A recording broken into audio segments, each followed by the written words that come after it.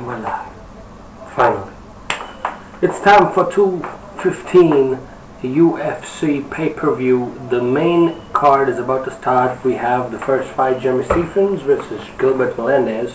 Melendez is 35, Stephens is 31. They are identical in weight, and Melendez will have a 2-inch reach advantage. Welcome to all the listeners of the channel. We have crossed 420 subscribers, which is a great thing. Though I was away for quite some time in the last month because of lack of any great UFC cards. Had to skip the last one, Alexander Volkov and Stefan Skyscraper Struve. Though I did not regret it that much. I had a lot of rains in my area, extreme amount of rains. Still raining today. It's almost 7:30 a.m. in the morning of a Sunday. So, apologies for the same, but man, finally we're at it. Pay-per-views are not to be missed, and Gilbert Melendez, who has a record of 22 wins and 6 losses, is opening up the main card today with who the fuck is that guy, Jeremy Stephens. Oh my goodness, oh god.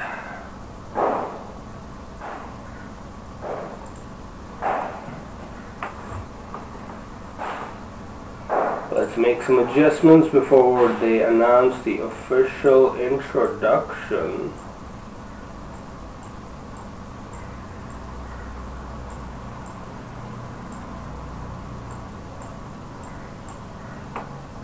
Jeremy Stephens looks ready to bang, man. I remember The Ultimate Fighter. There was a guy who used to cry and say, "Let me bang, bro, let me bang." Jeremy Stephens looks like that guy today. The referee for the action is Rafael. Seems to be a relative newcomer. A lot of UFC ringers doing the work today. Chrissy Blair, Vanessa, Ariane Celeste, and Brittany Palmer, the usual collection of UFC ring girls. I expect this to go to a all-out brawl. I do not expect it to go the distance though. Jeremy Stephens has power in his hands for sure.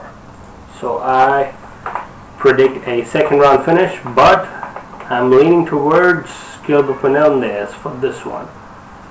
Even though he has been rocked in a couple of fights, he always brings the fight, and I feel ground game is slightly in advantage for Gilbert Melendez, who opens up with a beautiful outside leg kick for the action. And would like to tell the listeners that we would try to get some links for you guys to watch the pay-per-view, but you should realize that definitely we cannot be showing you the fight. So all the listeners of the channel, this is a review channel. Man, Jeremy Stephens is going for it. He wants to bang. Good right hand in the first one. Jeremy Stephens is winging punches right from Antarctica to the North Pole. Long curves. Good slip and rip attempt. Good outside leg kick by Jeremy Stephens. Hopefully the audio is crystal clear. If any listener could confirm, thank you for all the guys who are listening to the stream. 3 minutes 40 seconds remaining if you want to sync it up. Gilbert Melendez looks tentative. He's not throwing with conviction. Jeremy Stephens is good jab though. Connects for Gilbert. I am so sleepy right now, you have no clue. Jeremy Stephens looking to change levels, maybe go for a takedown. Oh, strong connection. Jabs connecting for Gilbert though. Stepped in and went for a left hook but did not connect. Jab still connecting for Gilbert, but Jeremy Stephens. Oh, beautiful outside leg kick. Strong one, buckle the leg of elnino. Gilbert Melendez, who is in gray trunks. Jeremy Stephens is in black. Hopefully one of the listeners who are watching this with us on YouTube, since we cannot show the fight actually live, we will be discussing the fights and how they flow. Unfortunate cancellation of Demetrius Johnson. Oh, they're ready to bang. Oh my goodness. Oh, it's time, people. It's time. It's almost time for the brawl to break out. But somehow Jeremy Stephens still has composure left. A lot of good work on the leg kicks by Jeremy early in the round. Good combination by Jeremy. One more beautiful outside leg kick by Stephens. Stephens is the same guy who Conor infamously called out in the press conference, where he had multiple Hall of Fame coats, actually. Red Panty Knights. Who the fuck is that guy? Those two coats. Oh my goodness, good connection by Gilbert. Jeremy Stephens just takes it like a man and eats it up like pizza. Jeremy's, oh, one more leg kick. Oh my goodness, he is limping. Gilbert Melendez is limping on the leg. His leg might be broken, but Jeremy Stephens is ready to bang. What a brawler. Oh my goodness, Stephens rips to the body, to the head. Gilbert, oh my God, how is he standing? His leg might be broken here, ladies and gentlemen. He is still going forward with jabs.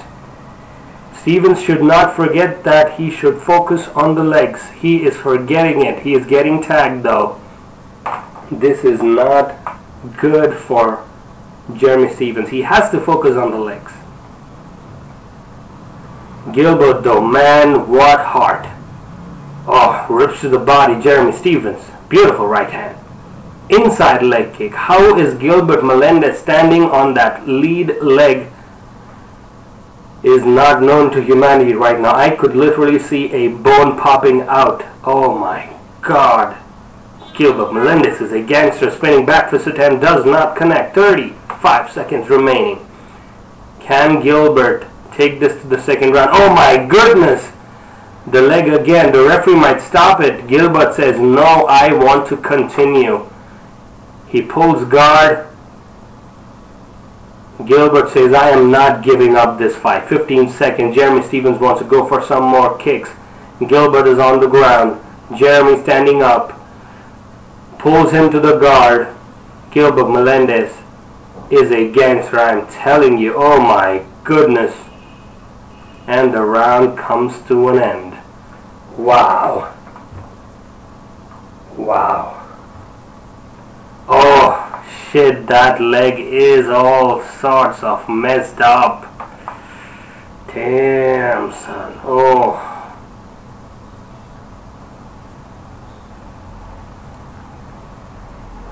Nate Diaz doing the corner work. My God, the gangster is in the house. Stockton 209, motherfuckers. That's what's up. Whew. How is he even fighting? Elnino, I know you have heart, but come on, bro. You need to know when to call it. That leg is messed up. He stands up again on that lead leg. My goodness. I could feel the pain of those leg kicks here. They're bringing in a doctor. Gilbert says he's alright. I mean, he's a gangster, bro. I'm telling you. He's a gangster. Whew. What a fighter. Round 2 begins. Elnino much more tentative on the lead leg, trying to switch stance, maintain distance, wants to take it to the third round. Oh, good connection by Gilbert. Well, Jeremy Stephens should have followed up on that. Good connection. Jeremy will be looking for that leg. Oh, good connection by Gilbert. He can bang. Jabs. Jeremy Stephens doesn't know what's happening. He wants to focus on the legs, but Gilbert is putting all sorts of pressure. Oh, good combination by both men. Gilbert Melendez starting off strong in round 2. Oh, one more. My goodness.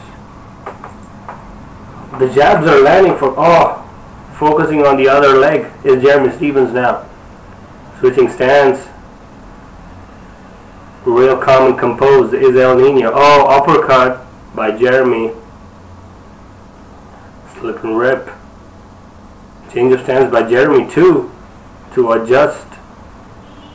Oh, good straight, followed up by an uppercut by Jeremy Stephens, but I guess he is gassing a little bit. I have to say, oh my god, one more leg kick by Stephens. Even though Jeremy Stephens does not have a great record, 25 wins and 14 losses, but man, does he bring a fight. One more inside leg kick, followed up by a jab from Elnino. Gilbert, though, is walking him down. It's a surprise where a fighter who is injured is walking down a fighter who is trying to focus somewhere, especially on the legs. Jabs are connecting for Elnino all day. Gilbert has to throw one combination and connect. Man, poke to the eye, that is not good. That is so not good. My God.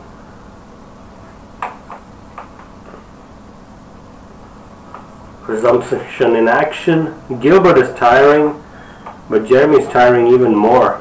Ah, one more inside leg kick on the same leg. I guess it might not be broken, but man, it has taken heavy damage. They say they are gangs. Oh my god, that leg. Ugh. Falls down, still gets up. This is like a Rocky movie, man. Whew. This is like a Rocky movie. One more. Jeremy Stephens wants to focus. Oh, high kick. Gilbert eats it. Jeremy Stephens maintaining range in this round, picking up points whenever he can. Gilbert's looking to knock him out with some combination, but he's not throwing enough, unfortunately, because of the imbalance in his lead leg. He is checking kicks though, which is a good sign. Nate Diaz giving him good advice on movement and distance management. He is discussing these things with his coach. He sees these things. Nate Diaz though. Then I expect him to probably fight Conor next. I don't know whether you guys would want to see that fight. Let me know in the comments. But man, it's been a strong showing by Jeremy. Just the way Gilbert fell down in these rounds, even though he is firing back. Oh, uppercut connects for Jeremy. That takes a lot away and puts a lot of pressure on the judges to give the round to the other guy. If Gilbert makes out of 3 rounds, I'm telling you, man, you could just give him props for his heart. Oh, a winging right hand by Jeremy.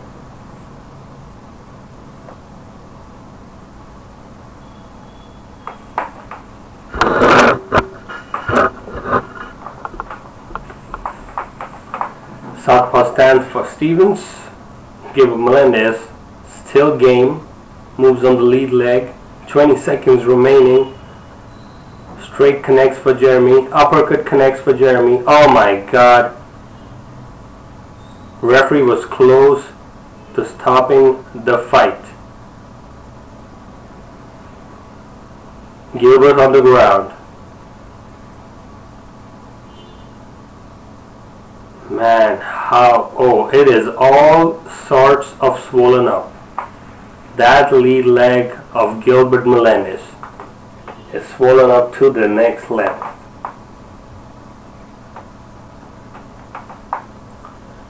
Man, so early in the morning, but Gilbert does not want to give up. Fighter safety is important.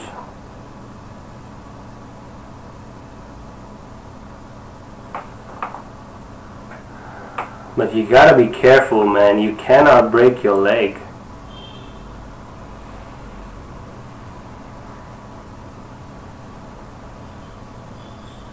He can fight fight another day. He cannot let his leg get broken down. He might be losing years out of his career if this happens.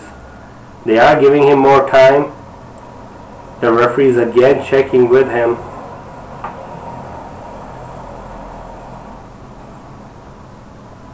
Oh, that leg is swollen up so bad.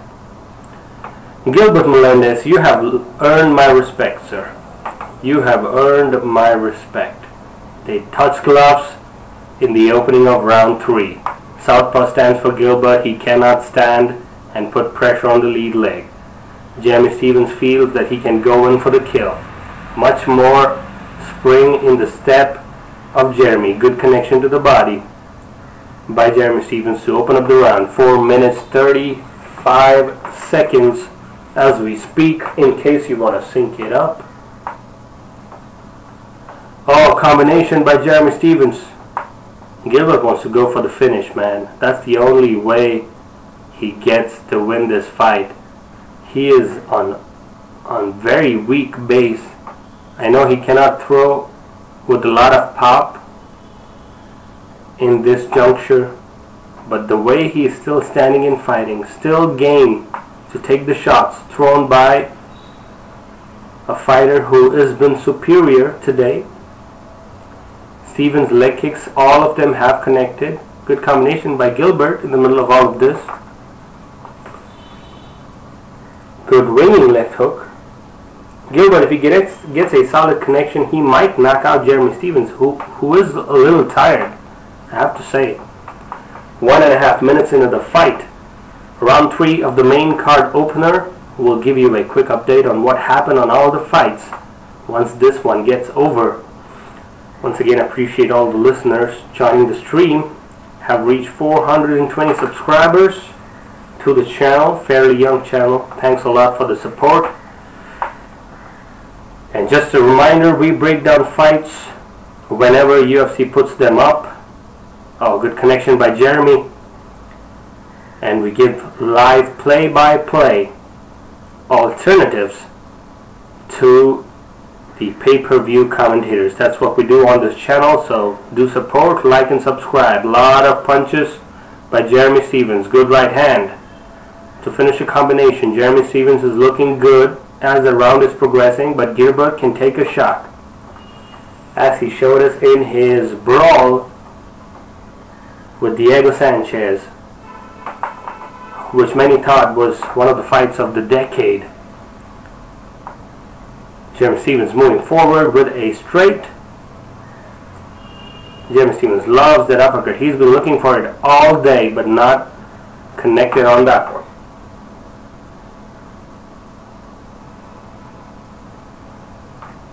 Supremely confident Jeremy Stephens. Good right hand. Connects for Jeremy. Moving forward again. This is the chance. Oh! My God, one more leg kick. Jeremy Stephens appreciates the warrior spirit of Gilbert Melendez as he kicks him and Gilbert gets up. Jeremy Stephens applauds the spirit of Gilbert Melendez. Man, what a heart. Seriously, what heart. Cannot exceed this level of heart in many fights, people. Oh, swinging right hand connects for Jeremy. Gilbert's eating a lot of punches. If this was boxing, it would have been stopped by now, I feel, just because of the amount of punishment. Ribs to the body. Jeremy Stephens. Gilbert with a good knee. Oh my God, how is Gilbert doing this? Come on, Elnino. I know you're a Mexican descendant, but man, you're a gangster. Even though I don't think Gilbert can make it to the top 5 anymore, but just the way he's hung in. Last minute of the fight. 3 rounds out of a possible 3. Last minute remaining in this beautiful contest. It's all Jeremy Stephens today, unfortunately, because of the injury to the lead leg. Man, Gilbert Melendez. Hopefully the referee does not stop the fight. Gilbert goes for a sprawl. Good connection by Jeremy. Oh, beautiful leg kick once again. Jeremy Stephens wants to go for the kill. 25 seconds. Elnino has a good guard, but he is in half. Upper half guard. Elnino is just holding on to Jeremy Stephens right now. Just trying to survive. Pure survival instincts. 10 seconds remaining.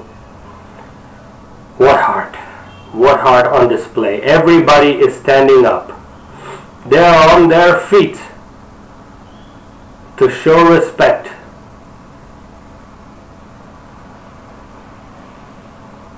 To show respect to a fighter who did not give up.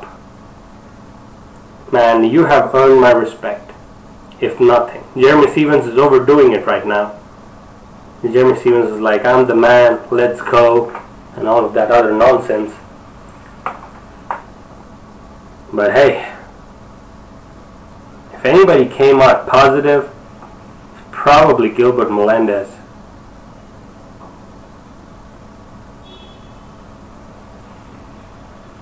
He had lost motor abilities in his leg. The way he fell down, that leg might actually be broken, guys. If anybody could fight from a broken leg, would be somebody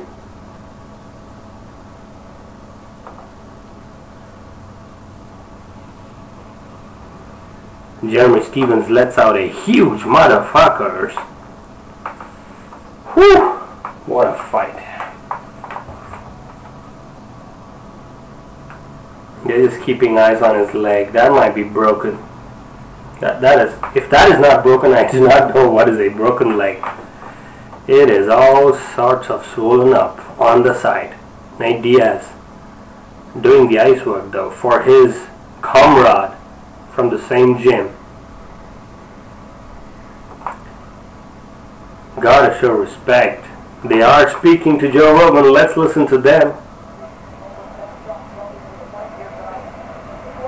Joe Rogan had a successful show. Joe Rogan had a successful show yesterday. Man, the heart. Gracious in defeat is Gilbert Melendez. Stuck around for 3 rounds. Let us see what the official judges' scorecards are.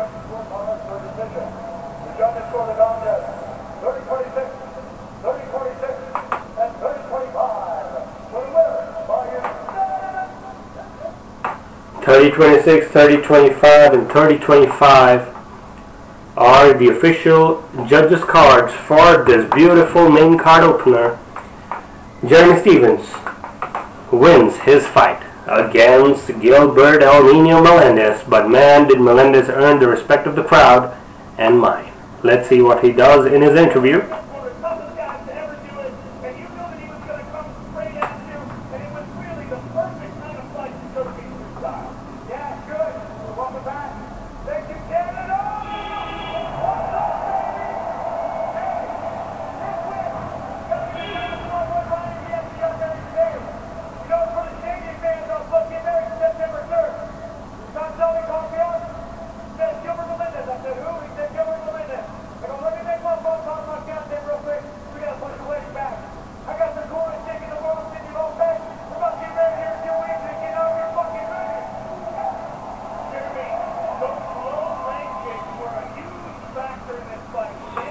Jeremy Stephens put off his wedding for this fight, which is really appreciable. He put off a fight for his wedding. I've seen that happening, but man, putting off his own wedding, that's great. Great stuff.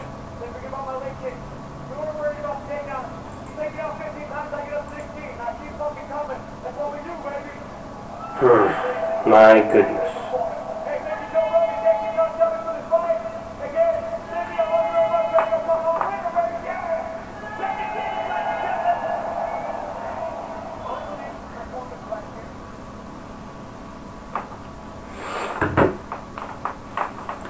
Interesting. Let's give you a quick update on what happened on the other fights of this beautiful fight card pay-per-view. Shaking of hands by Jeremy Stephens with all the commentary and crew. Del Cowboy Cerrone in the house with the black suits and the black hat, looking cowboy as fuck.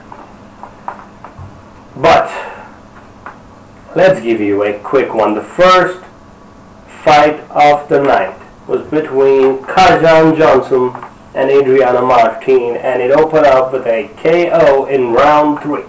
Then we had the debut of Arjun Singh Bhullar, my fellow countryman, who wins his debut in UFC against Luis Enrique. A lot of people did not know who Arjun Bhullar was, but man did I, and he lived up to the expectation. Though it was a unanimous decision victory, it was enough of a performance for a first-timer in the UFC.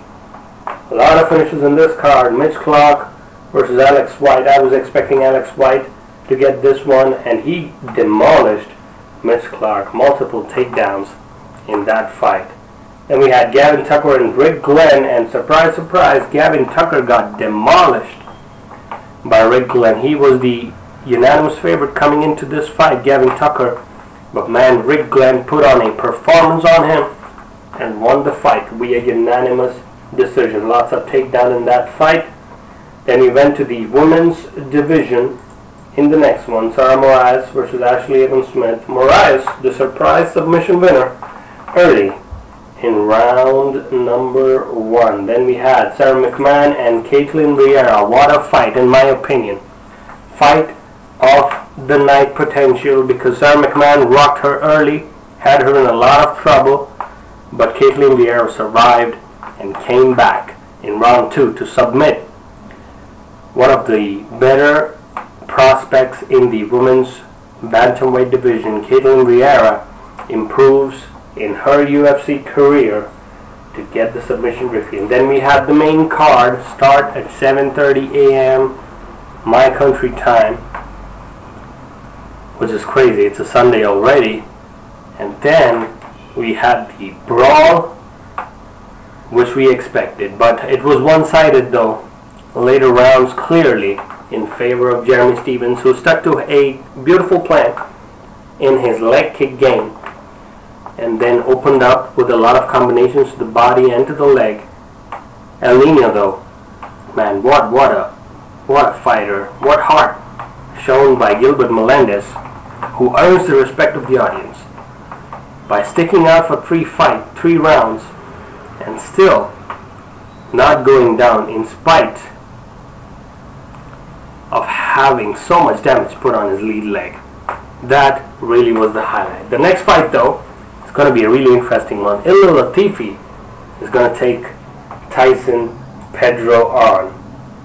Man, it's going to be really interesting. A lot of people rooting for Ilir Latifi, but Las Vegas odds has it really close, because Tyson Pedro is undefeated, and he's undefeated for a reason. Ilir Latifi, the sledgehammer, they call him.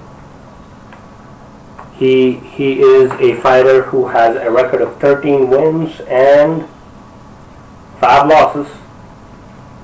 So should be really interesting to see what these guys are up to in this one. Tyson Pedro has a great ground game for a 205er. I see a lot of bright things for him in the future. 6-0, a lot of tattoos on his back and front of the body.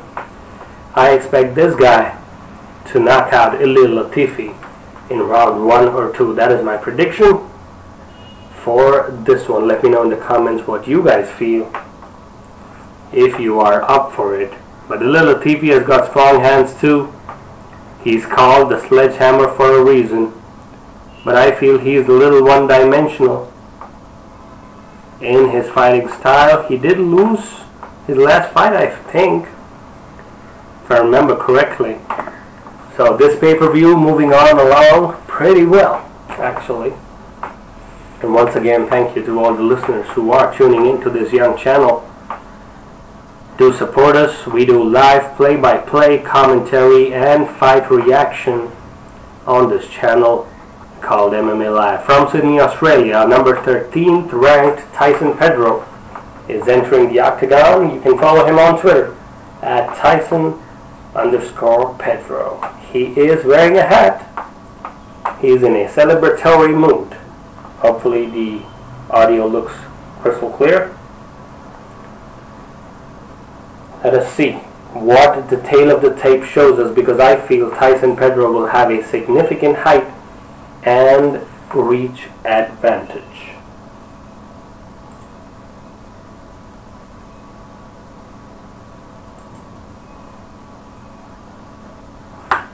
Should be an interesting fight in the 205 division. Looks like a natural non-steroid user, Tyson Pedro. But hey, as Nick Diaz says, all of these motherfuckers are on steroids. You could never believe these people. He removes the hat, he hugs his teammates and family. He is from Jackson, Winklejohn. Okay, that is interesting. He fights out of Jackson Wink, so I'm expecting even more that he will win this fight. He is undefeated. He is one of 7 finishes in UFC history from crucifix position. Finished all 6 wins in the first round, 2 knockouts and 4 submissions. Tyson Pedro's record is impeccable and unblemished. That is how good Tyson Pedro is.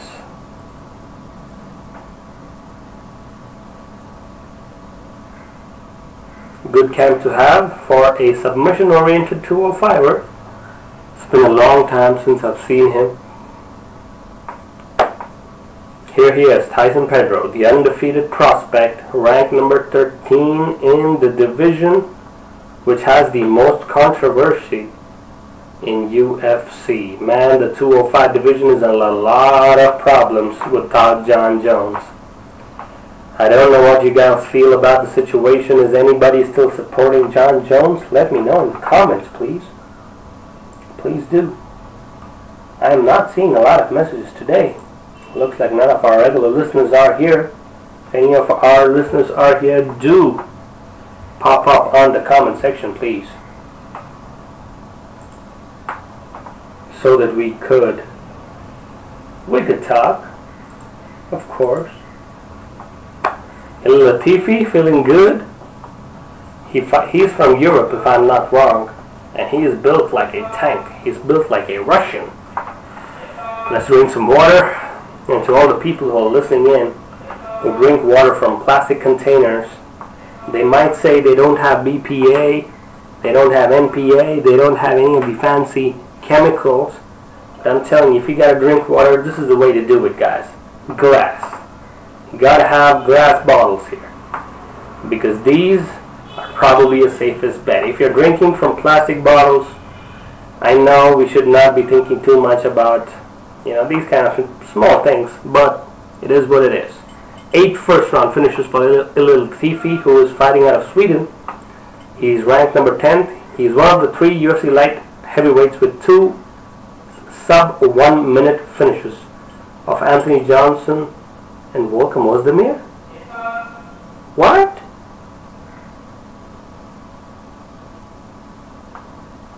Ilir Latifi.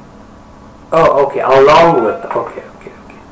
He's the only fighter, along with Volkan Ozdemir and Anthony Rumble Johnson, to have 2 sub-1 minute finish.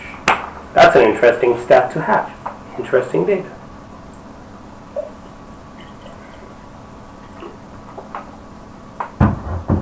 Let's see the tail of the tape. As I said,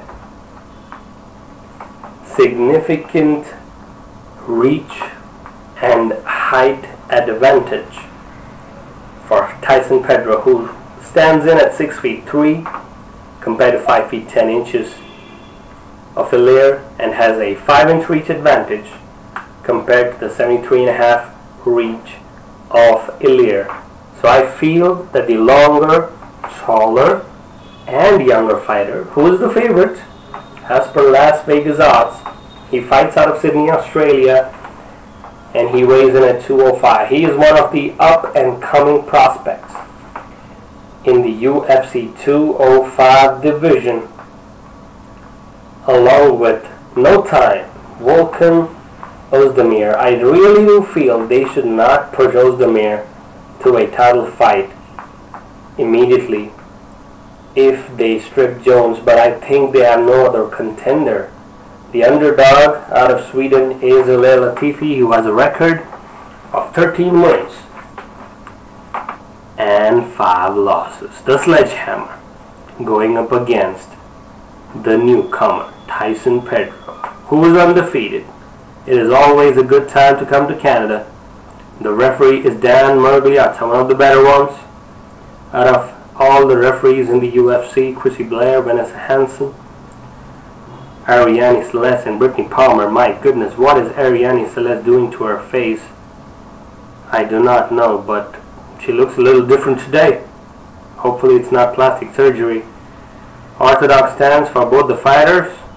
Ilir Latifi has a balding head. Good teep kick to open by Tyson Pedro, who is in the black trunks, gray trunks for Latifi. Good outside leg kick by Pedro, who is maintaining his range, staying on the outside. Ilir Latifi has to be careful of the punching power early of Tyson Pedro, who is known for his submission game. Pedro staying patient. Hopefully this fight does not go the distance. Throwing with bad intentions is Tyson Pedro.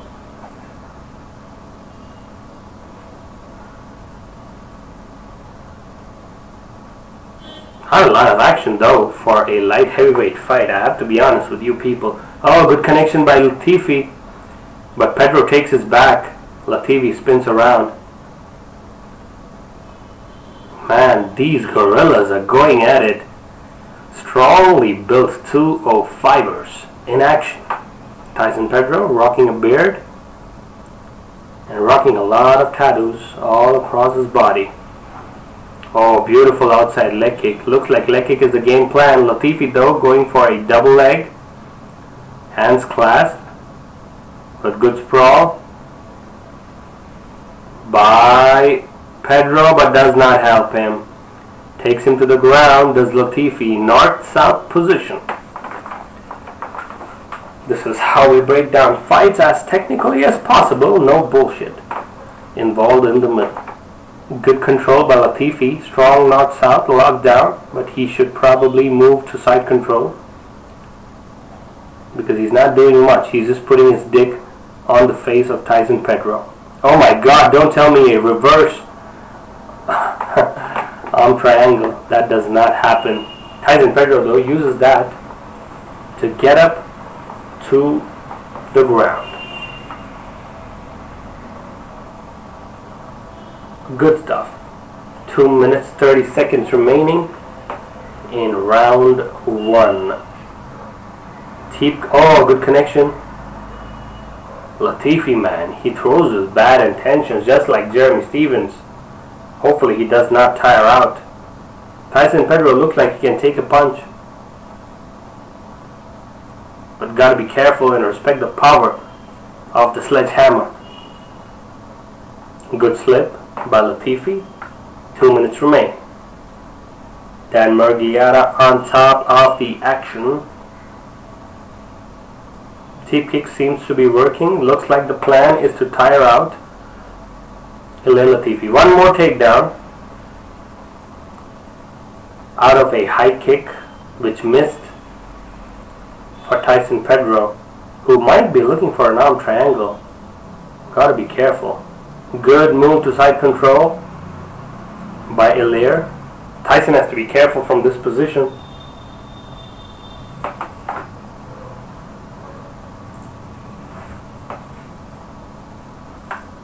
Two out of 2 takedowns for Latifi, who is just looking to control, not looking to go for any submission. No fancy stuff, just grinding Tyson Pedro out. One more reverse arm triangle attempt. One more attempt to get up. And Tyson Pedro successfully gets up. Good control by Ilir though on the upper half of the body. even though he is up. Wants to go for the double against the cage, changing it up to single.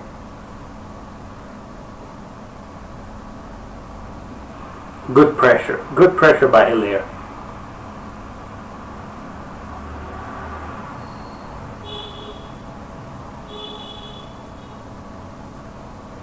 Still grinding for that single leg. He might get it actually. Has to turn, but abandons it. 15 seconds remaining. There's not a lot that Tyson Pedro has accomplished in this round, other than tiring Latifi a little bit. 10 seconds remaining. My goodness. Swinging kick does not connect. Roundhouse misses, and the round comes to an end. Gotta say, I gotta give that round to Ilir. Latifi probably wins that round. 2 out of 2 takedowns, good control. Both fighters were not in trouble. Looks like this one is going 3 rounds. He is going for that ducking roundhouse again and again. Tyson Pedro. Looks like they game planned that one for this fight. He needs a lot of advice though, this newcomer. He is a young and upcoming fighter who's going up against a seasoned veteran. He needs all the advice he can, and probably the best camp to give it is Jackson Winklejohn out of Albuquerque, New Mexico. But man, is Jon Jones' legacy tainted after all the problems he's been through. I just hope. You guys might be thinking, is this guy still nut hugging Jon Jones after what happened? I'm not saying I'm nut hugging Jon Jones. I'm just saying that, man, let's wait for the B sample to come out. If that is tainted, I don't know what to say, man. Probably the GOAT, in my opinion. His legacy will forever be not mentioned in the conversation for the GOAT. But it is what it is. All these motherfuckers are on steroids, as Nick Diaz said. So let us see what happens.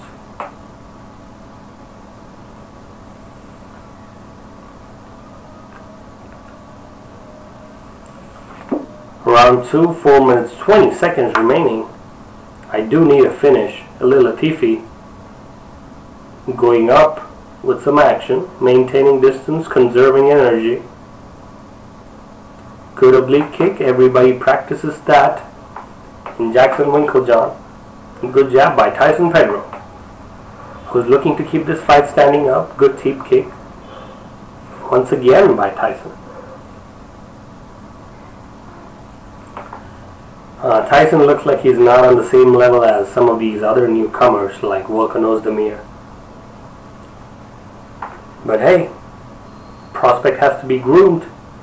Beautiful body kick by Tyson. He has some weird angles though. Good outside leg kick by Ilir, who is getting frustrated by these weird sort of punches and kicks coming from odd angles. Ilir staying in his face always, but both these gentlemen not throwing a lot. Good left hand connects for Latifi, the fighter out of Sweden who is fighting in green trunks, who is built pretty big. Oh, good left straight by Latifi once more as we reach 3 minutes left in round 2. Oh, good combination by Tyson. Rocks Latifi back, but the sledgehammer can take it. They reset to the center.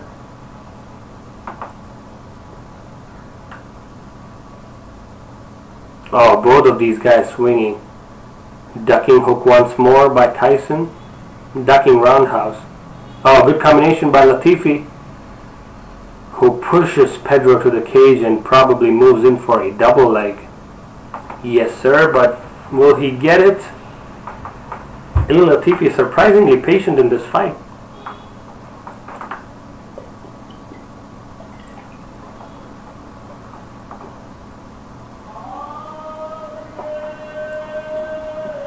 Single leg. Oh, beautiful takedown, lands on top of the leg. Latifi got to be careful of the arm triangle. Beautiful single leg takedown by Latifi. Pedro realizing that there are levels to this game. In terms of experience and in terms of in-ring control, how to pace the fight, Tyson Pedro has never been taken to the second round. This is the first time he has been taken beyond round one. He has finished all 6 of his opponents, 2 by knockouts and 4 by submission. Latifi really smart, not letting Tyson Pedro up. Throwing in some punches. Pedro though still game enough to get up. Good punches by Latifi. Strong upper body game of Latifi. Even during the takedowns.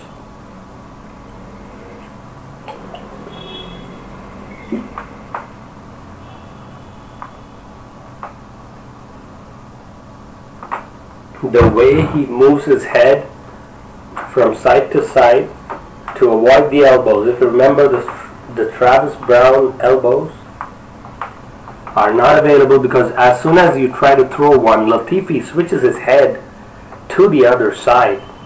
It's a good thing to note for all wrestling fans. It's an old move, but a lot of these young kids are not using it these days. As soon as somebody elbows you on the side, either way, when you're going in for a double leg, it is advisable to move your head to the other side once in a while. Good punches thrown from the position by Ilir, who is still probably going for a single or just putting some pressure. Good old pressure, good old grinding type of fight, just like Daniel Cormier does. I see a lot of improvement in Ilir Latifi's patience, definitely. Used to go for a lot of knockout punches in his career. It's been all Latifi in this fight. Pedro landed awkwardly on his face during that single leg takedown. Jackson Winklejohn giving him good advice, but Tyson Pedro does not seem to be following it and looks like he will be facing his first defeat if he does not get a finish in this round. 2 rounds in the book for Latifi, in my opinion. Let me know what you guys feel.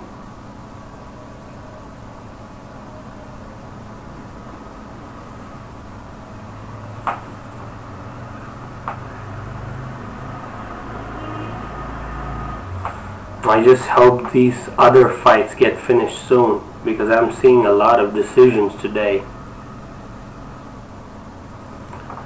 Nunes versus Shevchenko.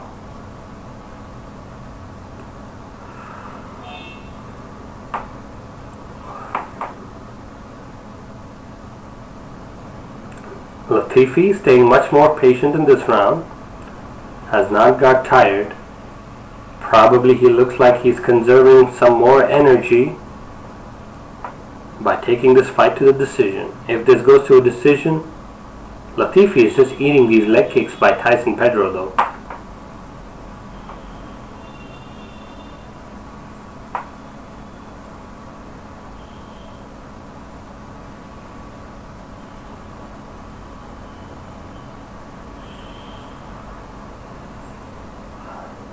A lot of feints thrown in. Not a lot of output in this round 2 to begin, as we near 4 minutes left in round 3. Tyson Pedro has to be much more aggressive in this round because he is down 2 in my opinion. Latifi though still packs a lot of heat, especially on that right hand. They call him a sledgehammer for a reason. Good teep kick. That teep kick has been connecting. Good combination by Latifi. Tyson Pedro though moves out of his combination midway. Has not thrown a single one in any of these rounds. Looks like he is tiring also. Looks like this will be the first defeat in the career of Tyson Pedro. if he does not finish the fight in the next 3 minutes and 16 seconds. Good jab by Pedro. Oh, good right hand by Latifi to answer. Good combinations by Latifi. Latifi has that smug look in his face, that gangster look when he goes for his punches. He is eating a lot of kicks to the body. Good left hook once more by Latifi, grazes the head of Tyson Pedro.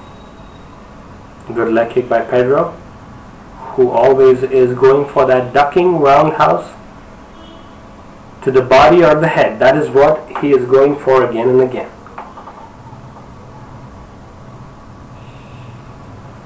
Once more, Latifi presses the action to the cage, moves in for a takedown, looks like he will get one more. This kind of sparring technique is not good, and Latifi gets him down one more time. 4 out of 4 takedowns for Ilir Latifi.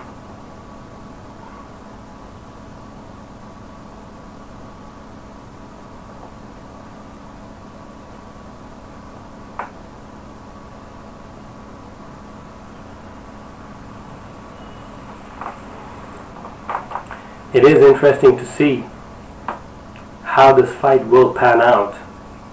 Gotta say, it is panning out in favor of Latifi, who is throwing a lot of punches from half guard.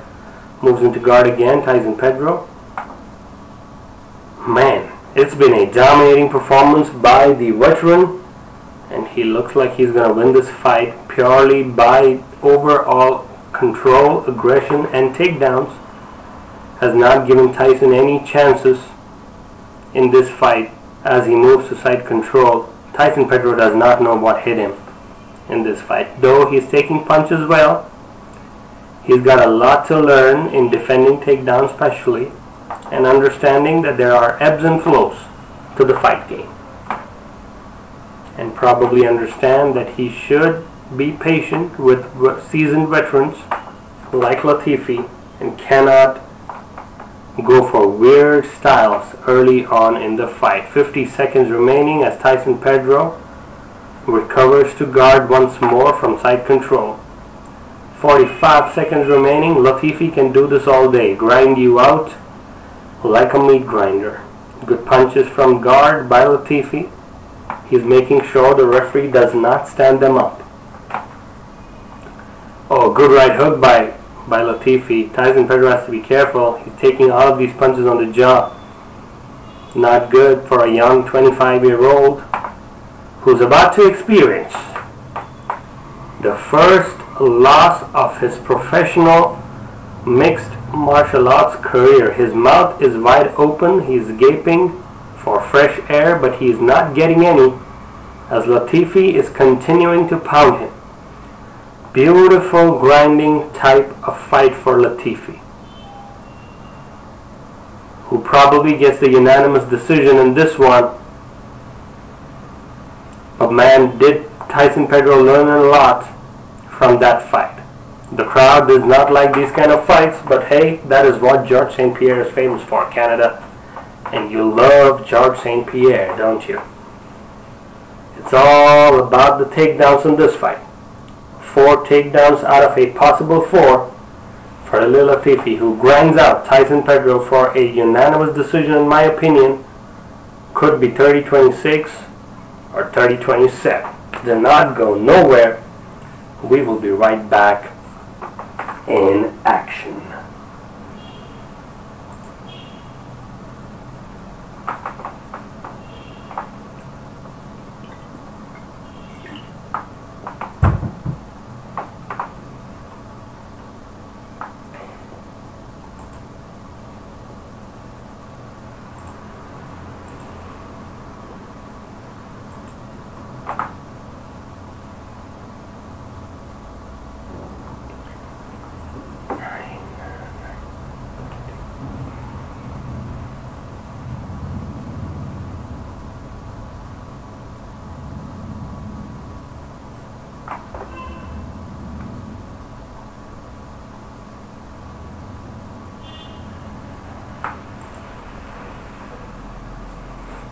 Unanimous decision victory coming up for Latifi. how that happens. Let us see what kind of scores the judges give.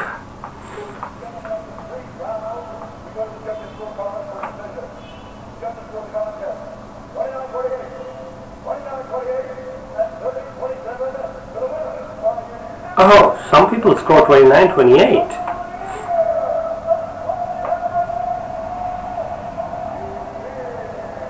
Looks like they gave the first round to Tyson Pedro then.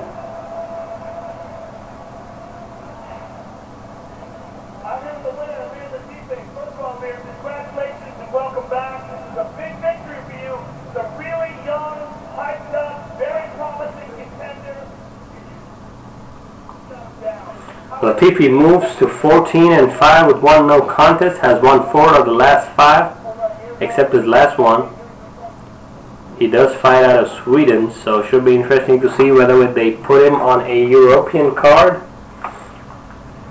Then, impressive performance by Latifi, nonetheless, finally set for the last 3 fights of the evening. Henry Cejudo, Wilson Hayes, Dos Anjos vs Magny,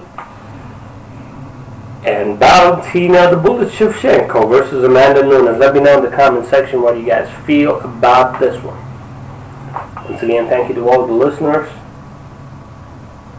who are joining into the stream.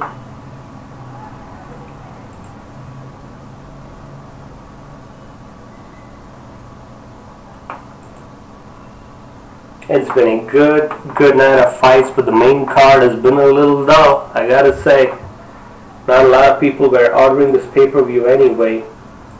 Cejudo vs Hayes coming up. That's the next one. And UFC has also launched the Legacy Collection of UFC fight kits. Do not know why I cannot see any comments. Is it because of my settings? I do not know. Could be. Recording date today.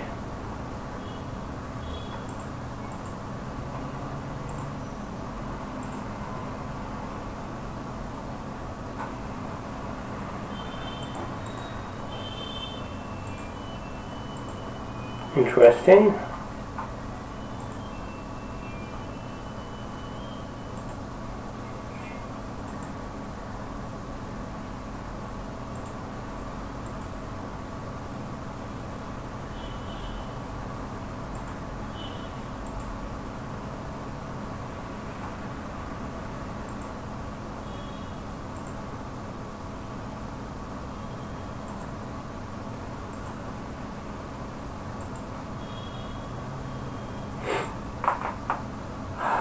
Next week we have the return of Skyler. Luke Rockhold is back in action. One of my favorite fighters of all time is up against former WSOF champion who moved into UFC, a 2-weight champion, David Branch, who is looking to step up his game to the next level by challenging Luke Rockhold. If Rockhold does not get flash KO'd, he has always remained dominant in the middleweight division. David Branch is not an easy fight, as some of the other fighters think. Hopefully this time he can make the fight. Submission wise, I would have to give the advantage to Rockhold by a little bit. But man, does David Branch pack a punch too. He is good in submissions too. Luke Rockhold versus David Branch in UFC Fight Night next Saturday. That is going to be a fight to watch out. That is going to be a good card to watch out too. He is undefeated in the UFC.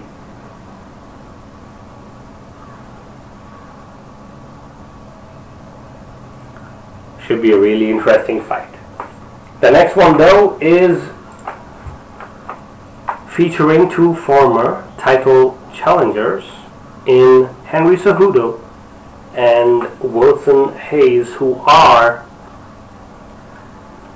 the immediately two preceding challenges for Demetrius Johnson's belts. Next week's UFC Fight Night features a co-main event between Platinum Mike Perry and Thiago Alves. Also features Hector Lombard versus Anthony Smith, Gregor Gillespie versus Jason Gonzalez, Kamaru Usman, one of my favorite up-and-coming welterweights, against Sergio Moraes, and Justin Ledet versus an opponent to be decided in the heavyweight division. So these are the fights for next week's UFC Fight Night, Fox Sports 1, in the PPG Paints Arena, Pittsburgh, Pennsylvania.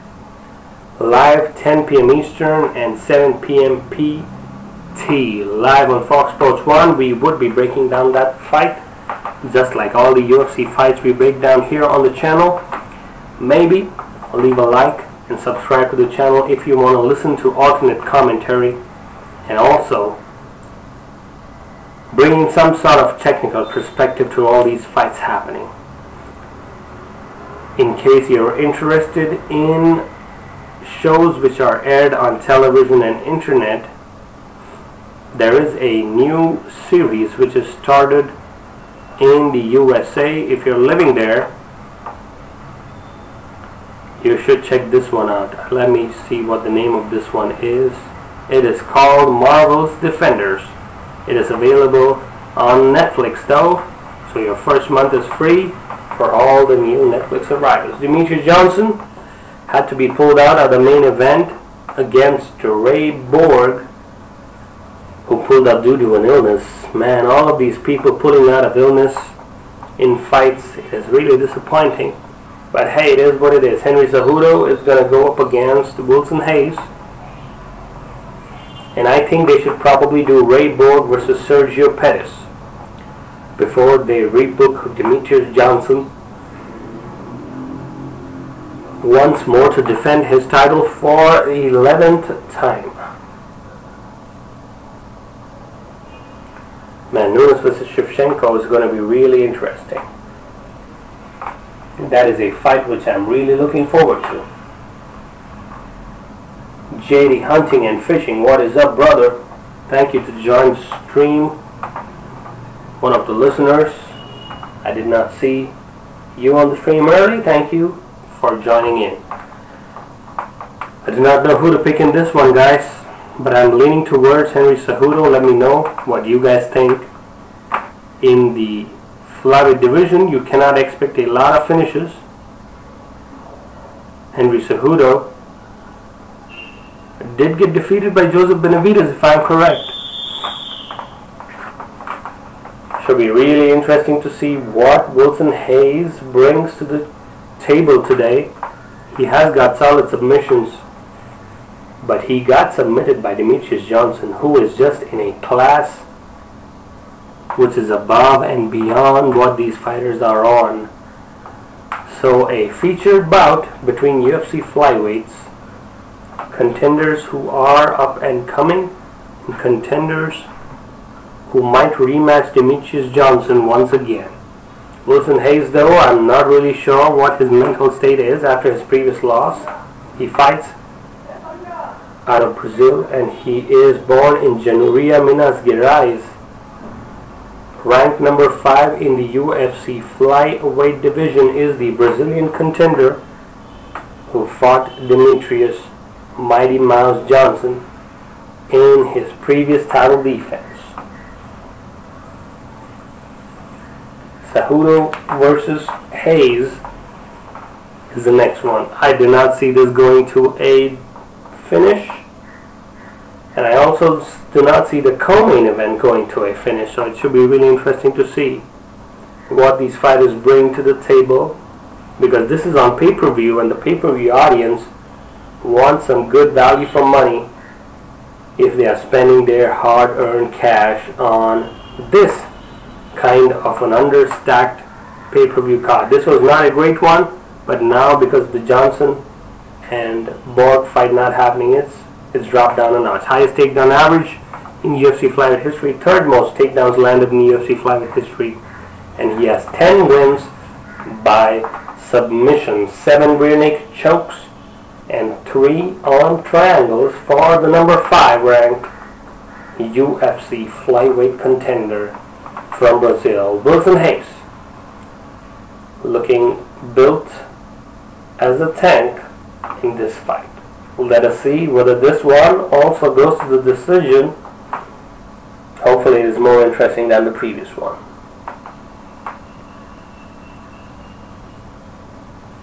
But the crowd will probably be in favor of Cejudo, who is the American Olympic gold medalist who moved in to USA from Mexico, the immigrant mentality.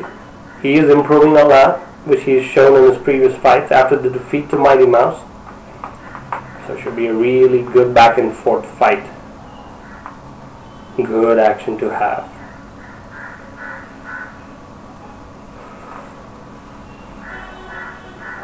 Henry Cejudo, born in Los Angeles, California, former Olympic wrestling gold medalist. I feel so sleepy right now, I'm telling you. No clue. Even though it is almost 9 a.m., why is this fight getting streamed so early? That too on a Sunday. Maybe Canadian time. But generally they used to start earlier and finish earlier, most of the other fights. Meanwhile, Cejudo looking calm and collected. No rush of blood for him. Fights out of a well-respected wrestling camp.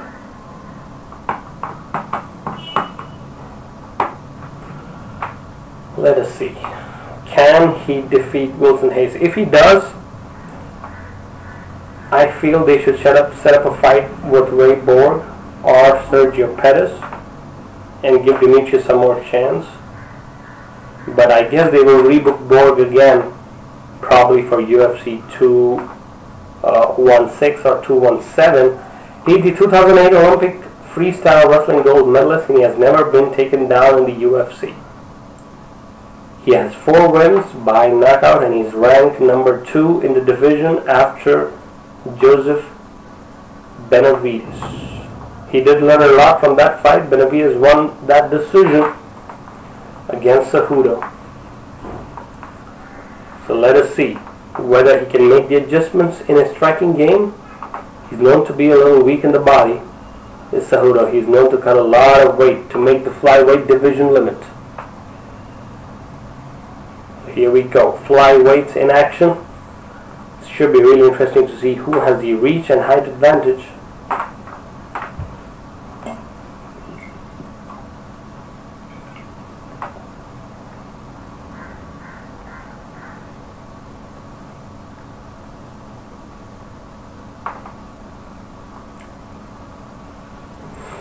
A lack of action here, as they're taking slightly more time to open up this particular fight. Kingsman the Golden Circle is one of the sponsors for this particular fight. The movie, a sequel of Kingsman the Secret Service, is probably in theaters this week. Cejudo is 30, Wilson Reis is 32. Both fighters are 5 feet 4 inches. But Wilson Reis will have a 1 inch reach advantage. For the official introductions, here is Bruce Buffer.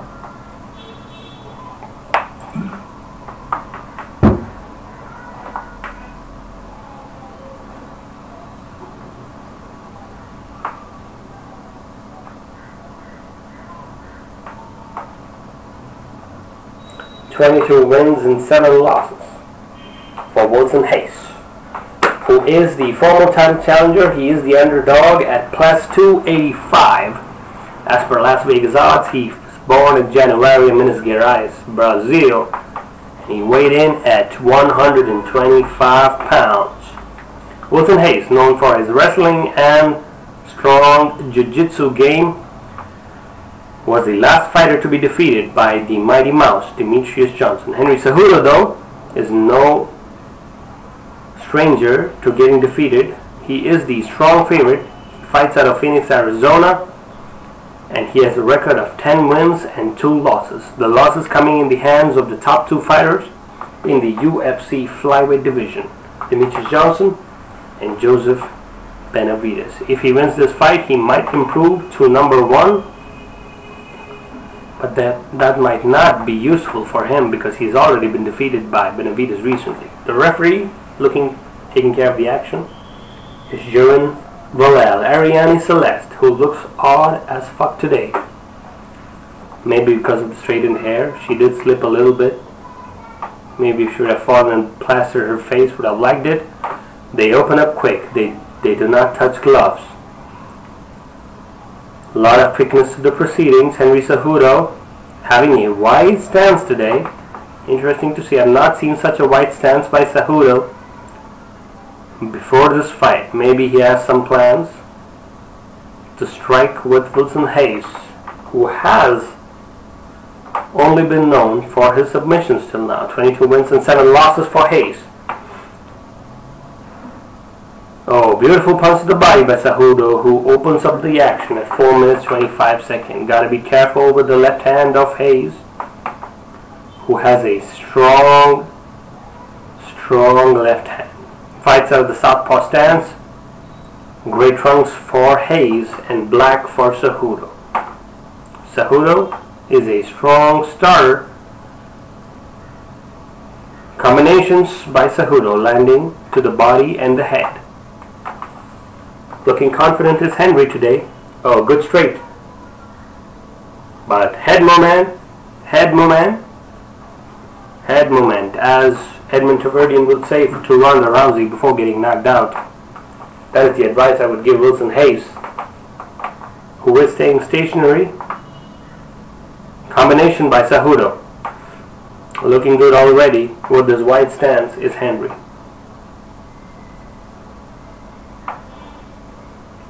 High kick attempt for Wilson Hayes does not connect. Strong combinations by both men, landing one after another. Oh, right on the jaw. Wilson Hayes can take it. Looks like, oh, beautiful inside leg kick. Man, that was a strong one. Good knee to the body. Body is the focus for today. Looks like for Henry Cejudo. Wilson Hayes looks like he did undertrain a little bit for this fight. I have a feeling he did not take this one that seriously. But I don't know, I'm not sure. Wide stance employed by Cejudo today. Good kick to the body by Wilson. Good punch to the body once more by Henry. Will we get a finish in flyweights? It's very rare and rarely do they happen. Wilson Hayes goes for a takedown. Beautiful sprawl and neck control by Cejudo, who wants to switch over to the back. Beautiful wrestling there. Freestyle. Great control. Good arm positioning. Good punches. Henry Cejudo staying on top. Maybe go for a German suplex. Takes him down. Put some pressure. Good punches. Good reversal by Hayes, who wants to go to the guard, but he gets up, abandons the plan, and Henry Cejudo wins that exchange. Still got to be careful with the left hand of Wilson.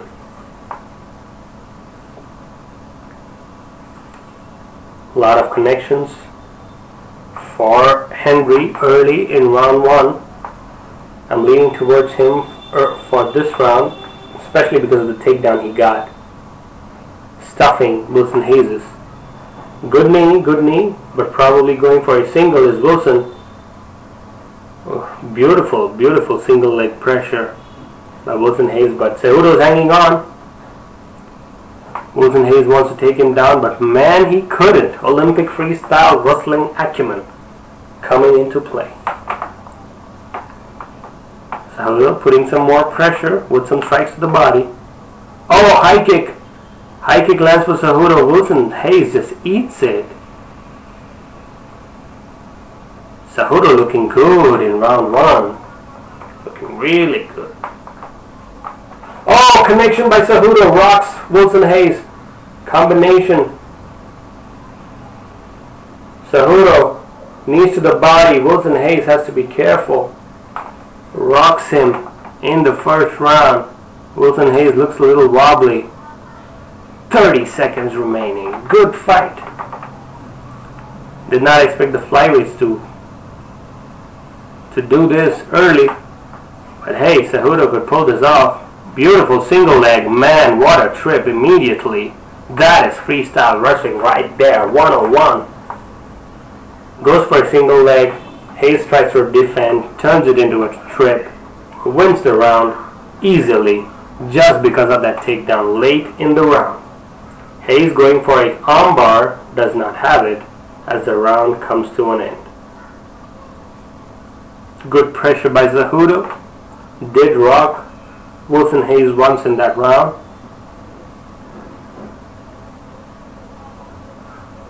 Punches to the body have been taking a toll.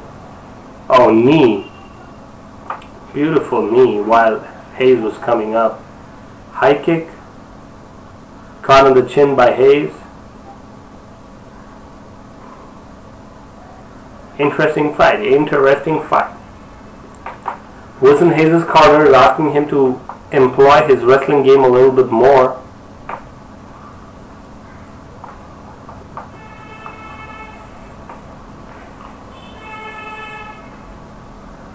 Rockhold vs. Branch next week, 10 p.m. Eastern.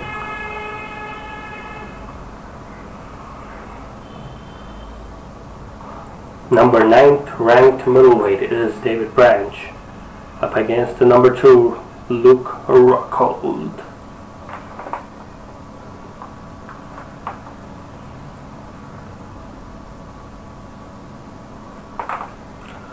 Wilson Hayes, much more purpose in this round. Oh, good right hook by Hayes. Connects on the chin of Cejudo. Oh, straight right. Solid one. Oh, the referee finishes. Calls it off. Demetrius Johnson applauding the finish. Beautiful finish by Henry Cejudo. Straight right on the button. Boom. Mighty Mouse says, good job.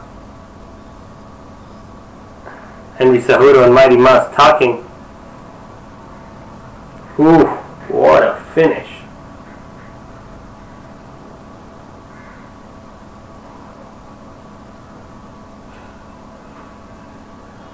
Strong connection by Cejudo. Whew. Boom. Just like Brock Lesnar style. Boom on the chin. Takes the legs away. Ground and pound. Probably the referee should have given him some more time. Yeah, he was out. He was out. He was out. Good stoppage by the referee.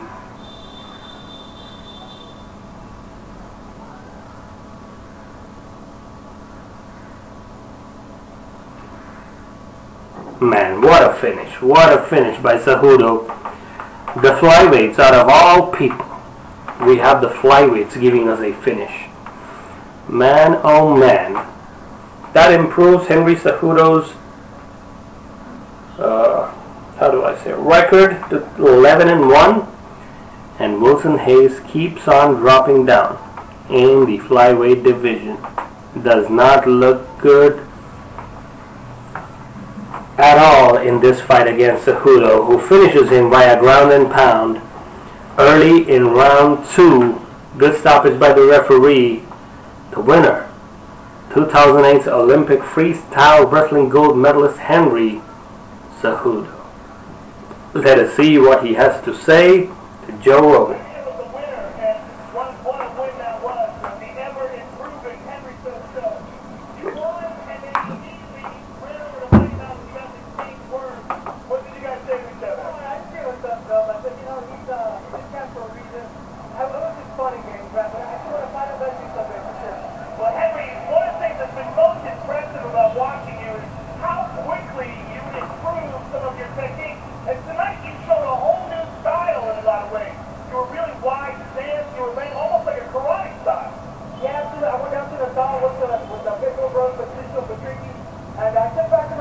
Out of white stands, a lot of improvement by Cejudo.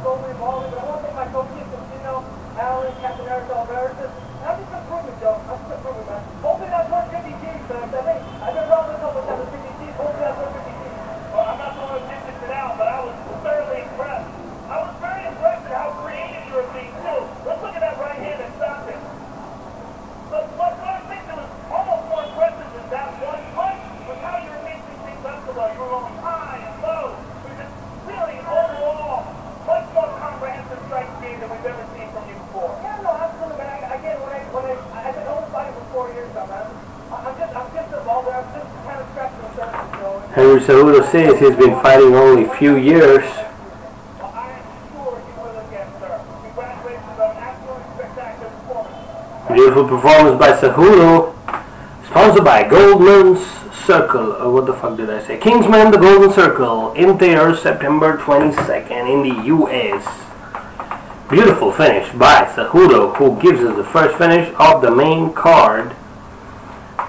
Who landed a total of 50 strikes, 34 to the head, 13 to the body, and 3 to the leg. A lot of improvements in Cejudo's striking game was shown today as he finishes former title challenger Wilson Hayes early in round 2. All set for the co-main event of the evening. We have a poll running in the card section. If you click on the eye, which you see on the right hand top corner, you would see there is a poll going on. So please take the poll and let me know who do you think has won or will win the co-main event, Rafael dos Anjos or Neil Magny. And who would win the main event? Is it going to be Nunes defending, or is this going to be Valentina Shevchenko's time? Yair Rodriguez in the house, 11-2 record, the same as Henry Cejudo, got defeated by Frankie Edgar in his last fight. They are setting up a possible title challenge between Max Holloway and Frankie Edgar. Dana White's Tuesday Night Contender Series is going to be coming up. Week 1 contract winners Cart Hollabaugh and Boston Salmon are the first set of contract winners for that one. Beautiful, beautiful series happening right there. So please do click on the straw poll and let us know what do you think. Man, it's been a good one, I have to say. It's been a good one.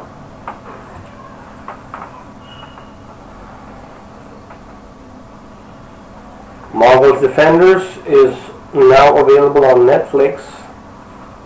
Fabricio Verdum, 16 career finishes, is going to be going up against Derek Lewis with 17 career finishes, which will be the co-main event for UFC 216, which features Tony Ferguson and Kevin Lee, number 2 versus number 7.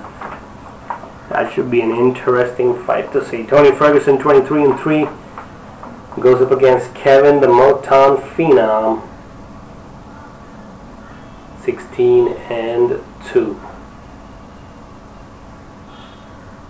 Tony Ferguson was the last guy to defeat Rafael dos Anjos in the lightweight division. Has got strong hands. He's known as the El Cucuy, the boogeyman, for a reason. His submissions are deadly and devastating. Beautiful Dodge choke. Goes up against the Motown Phenom, Kevin Lee, who has a strong wrestling game and beautiful submissions. A lot of great rear naked chokes by the Motown Phenom.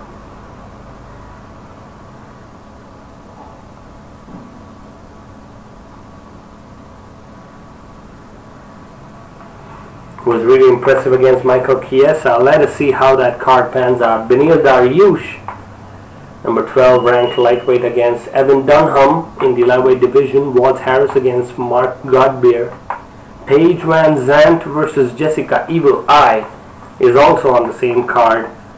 So is heavyweights Derek Lewis versus Fabricio Verdum, number 2 versus number 6 in the heavyweights for the co-main and the main event for the interim UFC lightweight championship. Kevin the Motown Phenom Lee goes up against Tony El Cucuy Ferguson. All set for the co-main event of the evening at UFC 215. Neil Magny, ranked number 6, goes up against Rafael dos Anjos, who is ranked number 10. Dos Anjos was draining his body in UFC's lightweight division, is what he felt, so he moved up to welterweight and won his fight against Eric Safadine in his UFC welterweight debut. Robbie Lawler back in action, ranked number 2. with a win against Cowboy Cerrone. Damian Maia, ranked number 3, got defeated by Tyron Woodley in the UFC welterweight division. Stephen Wonderboy Thompson has got his only defeat against Tyron Woodley. Tyron Woodley is slowly but surely becoming a reasonably respected UFC champion. Colby Covington is in action, calling out a lot of these UFC welterweights. So is Jorge Masvidal.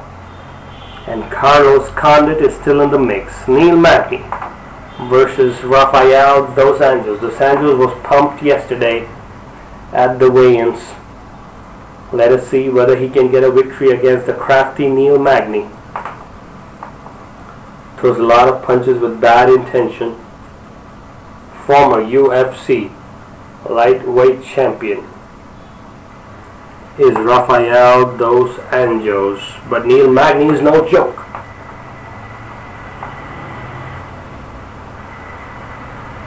All set for the co-main event. Do not go nowhere. We will be right back.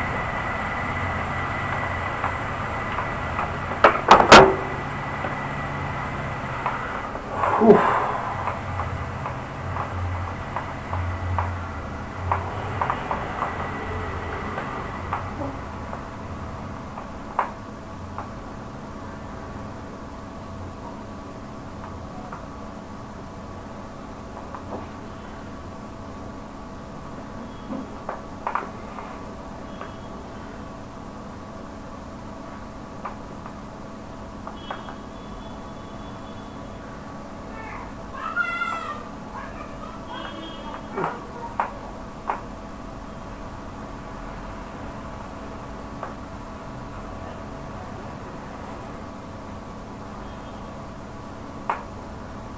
We'll be right back, guys. We'll be right back.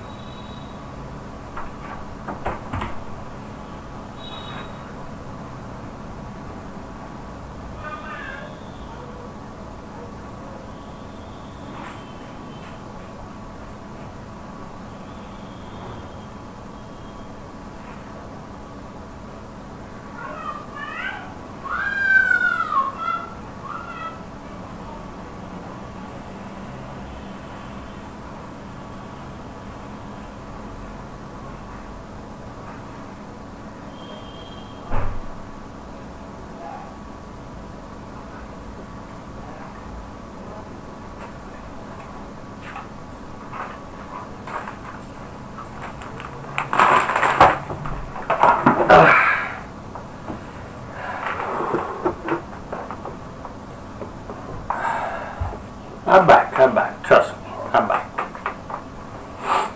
Dos Anjos entering in the squared prep point, who is ranked number 10 in the UFC welterweight division. He is the former UFC lightweight champion and has the 3rd most total strikes landed in UFC lightweight history. He is also the 4th most takedowns he has in the UFC lightweight history at 39, and the strikes landed is 1,226. Should be a really close fight in my opinion. I am leaning a little bit more towards Dos Anjos just because of the way he performed at welterweight in his previous fight. I'm leaning a little bit towards him. Hey, it is what it is. I know we should not be eating on live streams, but man, I am so hungry. So please bear with me, people.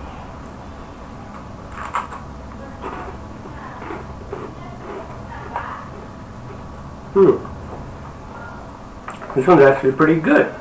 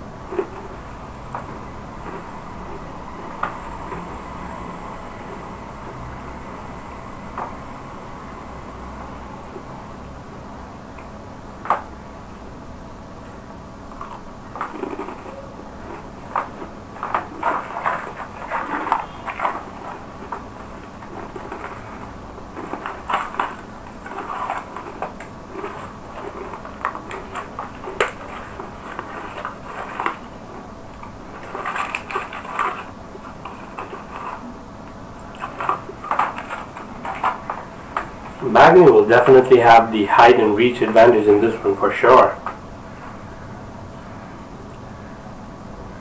Second most UFC wins in UFC since 2013. He's got 12.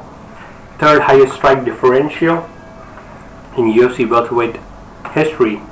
And he has 6th most total strikes landed in UFC welterweight history. So we will see a lot of output, if nothing else, in this fight. Though I might not be sure for a finish. Not sure whether they'll be going for a finish in this one.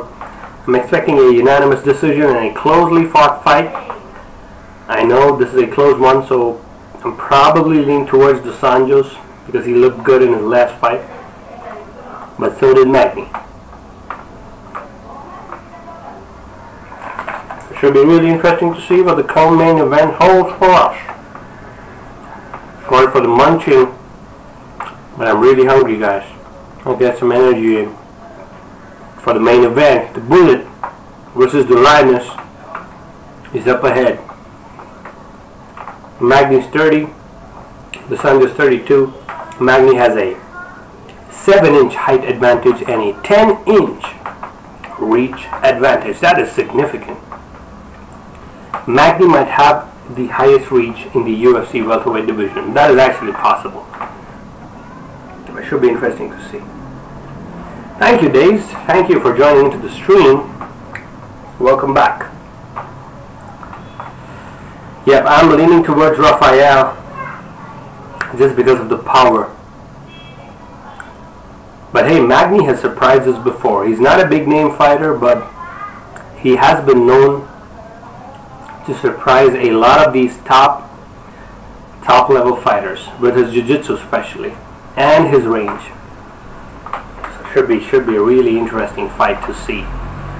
Former UFC lightweight champion, the guy who got called out for red panty nights by Conor McGregor. The underdog is Nunes Magny, who is 19-6. He weighed in half a pound less actually for this division. He fights out of Denver, Colorado. Not a lot of UFC fans buying this pay-per-view, that is for sure. Even more so after Demetrius Johnson dropped out. Once again, apologies for the eating. This is the last one I'll eat. Okay, we got a new ref. One of the better ones. Eve Levine is going to get the action started, and the beautiful Brittany Palmer doing the ring work. My goodness, is she smoking like a monkey. Here we go. Southpaw stands for the Anjos. They do not touch gloves. Nunes Magny putting some pressure early on. In the blue trunks, yellow trunks for those Anjos. Jabs will be the focus for Magny, and he will utilize his reach and height advantage. Oh, super leg kick by Dos Anjos, which drops Magny down to the ground immediately, and he takes side control. Not good for Magny at all. Not good at all. Magny has to be careful. Dos Anjos has a strong jiu-jitsu game.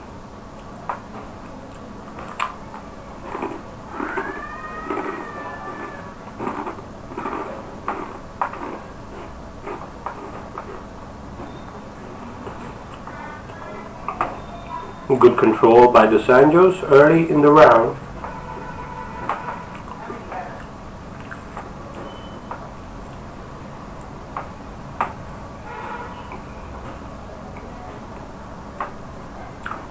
A lot of pressure put in by RDA.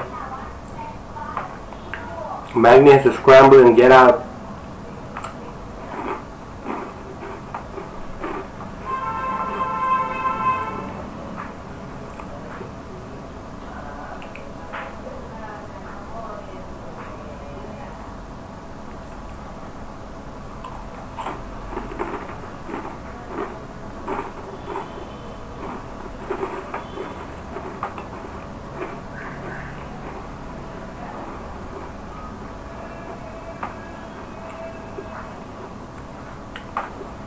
Dos Anjos landing some elbows from side control. Moves to upper half.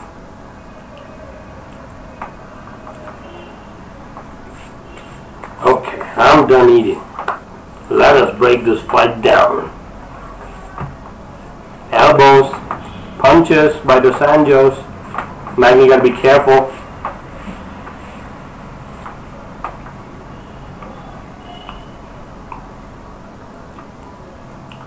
The anjos, man, strong wrestling from top.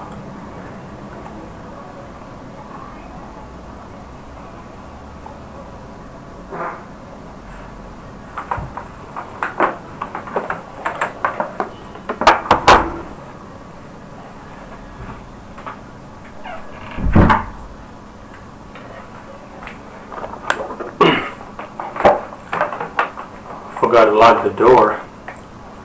Still in the same position.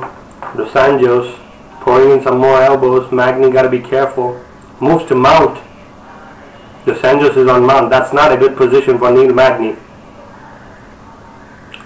If he gives up his back, he might be threatened by the rear naked choke. He does not want to get caught with that. Some more elbows by the anjos. Wants to move to an arm triangle. Oh, this one is solid. Neil Magny might tap out. Head and arm choke. Strong positioning by Rafael dos Anjos, who is extending on that neck. Yes, he gets the finish. Sir, I told you, RDA is no joke. Head and arm choke from the top. Man, they have a good conversation there. RDA is no joke.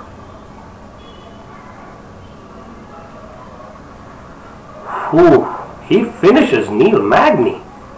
Not an easy guy to finish, I gotta tell you. That is a tough submission, especially on a tall guy, but I do not know why Neil Magny did not defend that. Great jiu-jitsu work by RDA, but I mean, for such a tall and lanky guy, you have positions to escape from. And man, RDA puts a lot of pressure in welterweight too, man. I'm telling you. RDA is coming for that belt. See, once he moves to the mount, Neil Magny does not want to go give up his back because RDA is known for winning. But while he's trying to defend, beautiful transition to a head and arm choke. Actually just caught him moving from mount just when Neil Magny was turning. He cinched up his other hand and moved to the right. Yeah, he locks up his half guard. That's what he does. Yes. Now I see what happened there. So while he's going for the choke, he locks up his inside leg so that he is kind of in half guard. But that way he leverages much more on the neck. That is beautiful work by RDA right there. Gotta give him a top 5 guy next. That's what I feel, Dazed. Gotta give him a top 5. Probably, I don't know. Maya should be an interesting fight. But maybe that's too much of a competition for him. Colby Covington keeps calling out all of these other fighters. Maybe him, he's a good striker. But I want to see RDA getting tested. Let us listen to what RDA has to say.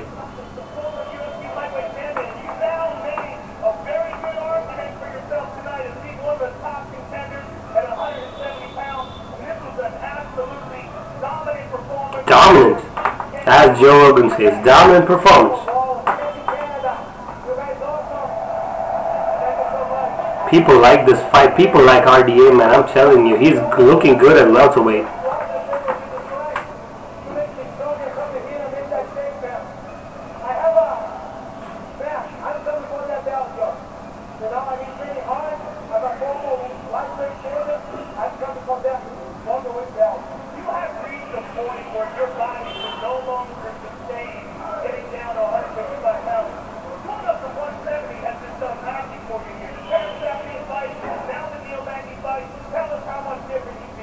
I wasn't 100% that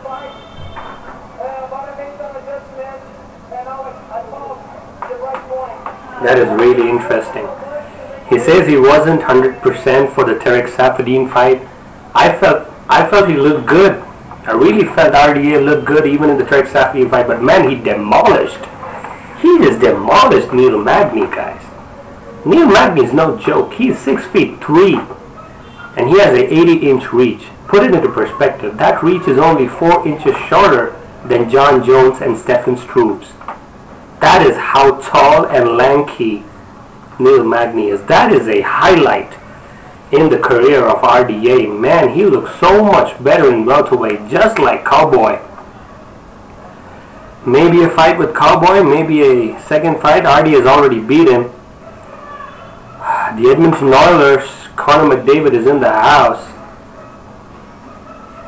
My goodness, what a performance by RDA. I did not expect that. Man, whew, that leaves us already and set for the main event much earlier. Oh my God. I'm coughing. Much earlier than expected. 2 back-to-back finishes. First by Henry Cejudo in round 2, and now by Rafael dos Anjos in round 1. Both really impressive performance against top-level contenders in their respective divisions. My goodness, I'm impressed by RDA's move, guys. I'm telling you, it's all set for the main event of the evening. Valentina Shevchenko and Amanda the Lioness Nunes. Can the lion take the bullet, or will the bullet penetrate the kingdom of the lioness and take the title from what is touted as the highest level women's bantamweight title fight in history? And I agree with Joe Rogan, who said yesterday that this might be, in terms of pure skills, this will be probably the highest level fight ever in the UFC's bantamweight division. I do feel that if it goes to the later rounds, Valentina has a strong chance to win. Let me know in the comment section. Click on that card which is available on stream on the video. Click on that I and let me know what do you think and who would be the victor in the main event of the evening between the champion Amanda Nunes, who is coming off a bout of illness in UFC 213. She did not make the fight, but she has beaten Shevchenko before, but that was Shevchenko's first fight. She got a split decision in that fight. But man, has Valentina improved her ground game to the next level. The way she submitted Juliana Pena, I was surprised. I was touting Juliana Pena as the next big deal. But man, is Valentina improving a lot. So my prediction for the main event is going to be probably a controversial one, but I think Valentina Shevchenko will take the belt from Amanda the Lioness Nunes, and she will take it probably by a finish, not by decision. I do not see this fight going to decision because Amanda Nunes is known to finish early and Valentina Shevchenko is known to surprise people. So that is my prediction. What do you think, Dazed JD's Hunting and Fishing? What is your prediction for the main event? The co-main event got over so quick. I was actually surprised. So let's see how this pans out.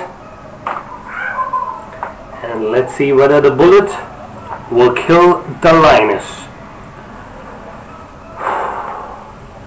Man, so pumped. So pumped for this.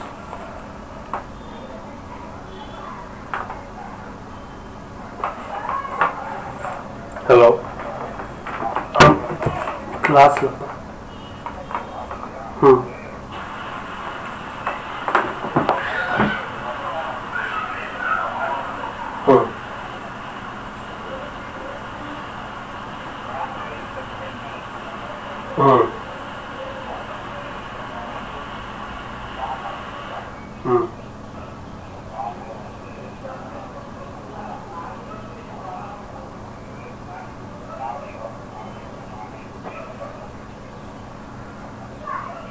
photo எடுத்து எனக்கு WhatsApp பண்ணுங்க, நான் சொல்றேன் உங்களுக்கு. சரியா?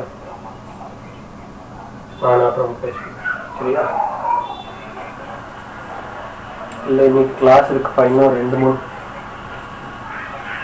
இன்னைக்கு இன்னும் 2-3 வாரம் பேக் டு பேக் கிளாஸ் இருக்கு. நடுவில் ஏதாவது லீவ் வந்தால் நான் பார்க்குறேன் சொல்கிறாங்க. சரியா? Okay. Okay. Bye.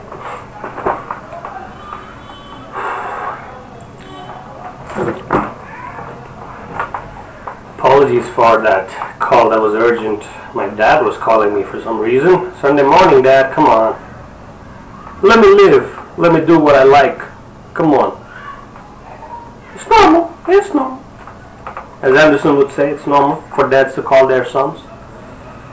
But what I do feel is, for this fight, Bullet has to be in the right frame of mind. She cannot overcommit.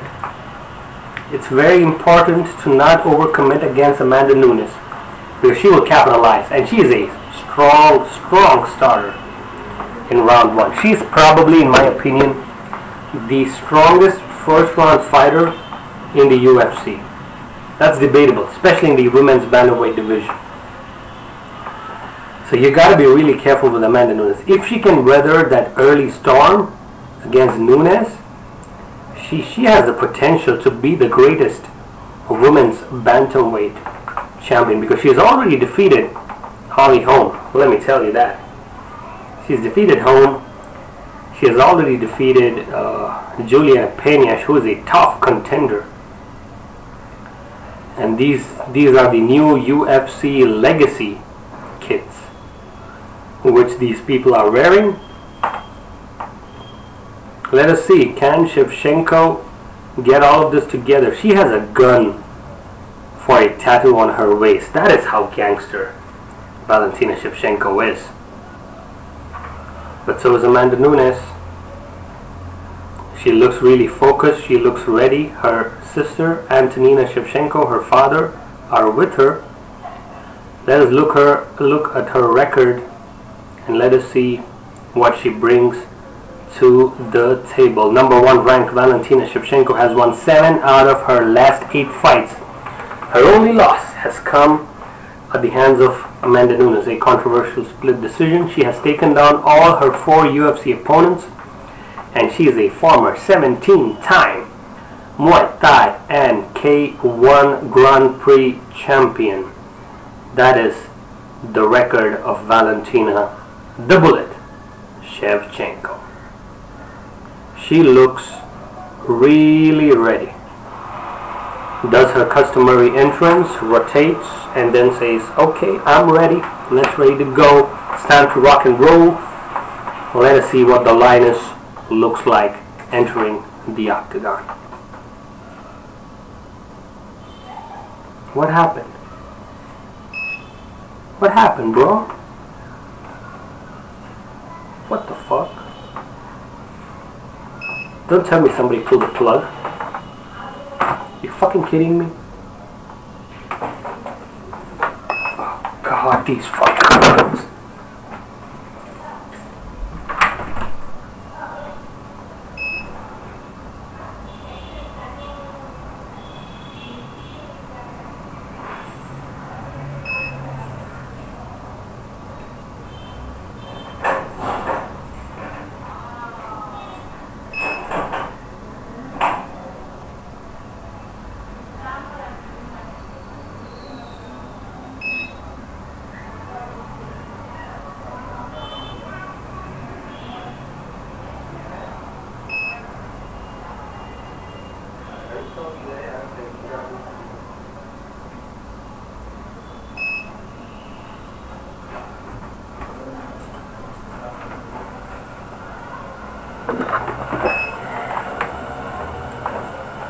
Okay guys, unfortunately there's been a trip in the building and the entire generator system has collapsed.